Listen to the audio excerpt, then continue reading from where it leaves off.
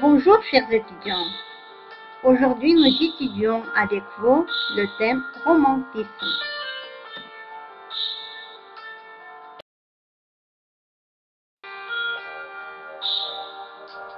Qu'est-ce que c'est le romantisme? Le romantisme est le nom donné à un mouvement européen qui se manifeste dans les lettres dès la fin du XVIIIe siècle en Angleterre et en Allemagne, puis au XIXe siècle en France, en Italie et en Espagne.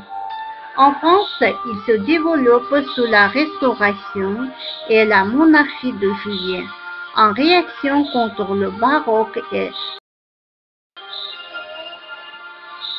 quelles sont ses principales caractéristiques? C'est une libération de l'art et du moi. C'est une réaction du sentiment contre la raison cherchant l'évasion, dans le rêve, dans l'exotisme, dans le passé.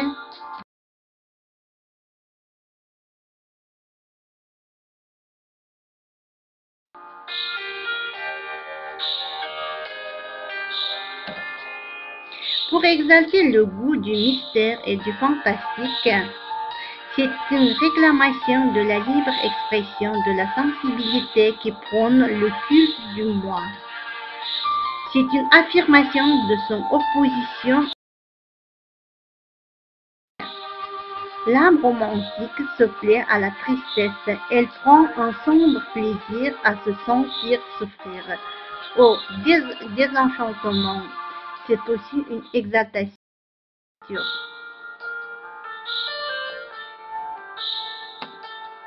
On peut trouver le romantisme dans la sculpture, la peinture et la littérature, la poésie, les romans, le théâtre.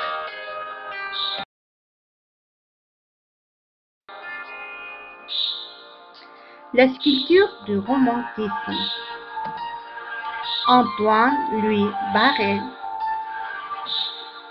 Il sculpte avec une telle perfection les animaux en lutte qu'il scandalise des statues comme le lion écrasant un serpent et le jaguar dévorant un lièvre.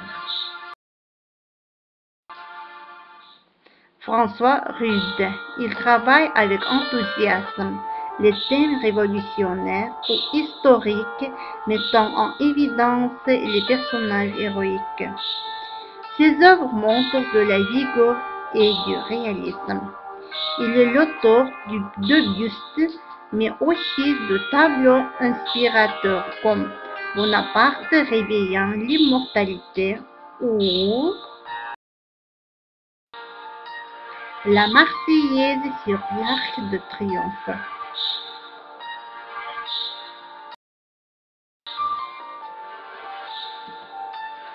Jean Bautista Caprot, élève de Rude et admirateur de Michel-Ange, il marque ses œuvres de vie et l'allégresse. Son œuvre Danse est un bon exemple.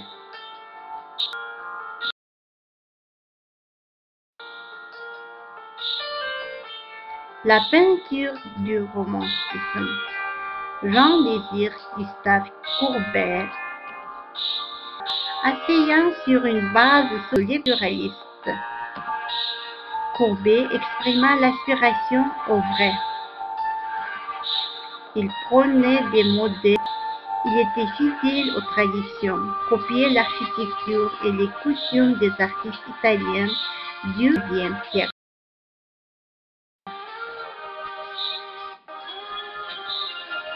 Eugène Delacroix. Il symbolisa la débauche des passions, la névrose romantique de 1830. Il abordera entre 1827 et la bataille de Nancy et la bataille de Poitiers. Le poète Lord de Sardanapale pour le sang. de la Croix, produirait française, de Faust, de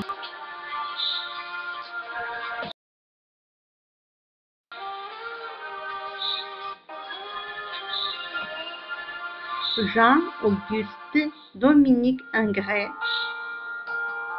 Il accoupla la formule moderne à l'ancienne tradition.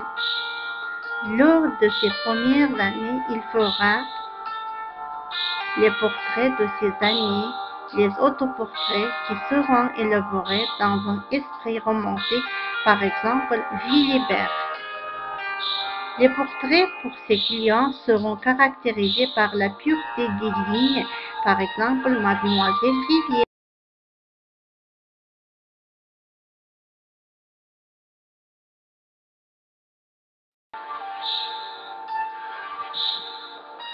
Après, un thème qui deviendra l'un de ses. Voici un exemple, c'est le bal.